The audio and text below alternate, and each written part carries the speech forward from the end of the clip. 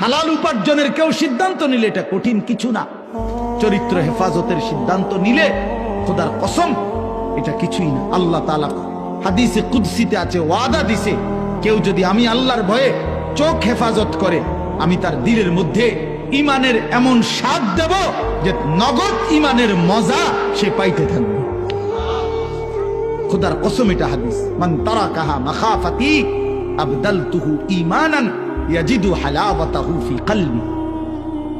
তাহলে গুনাহ ছেড়ে দিলে, আল্লাহকে মেনে নিলে, আল্লাহর ইবাদত করিলে খুব কঠিন কিছু না, খুব কঠিন কিছু না।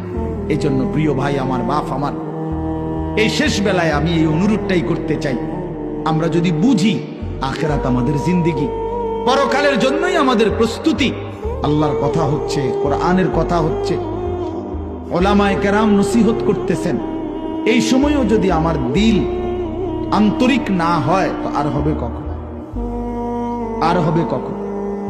কোরআনুল কারীমের মধ্যে আছে, আল্লাহ তাআলা বলেন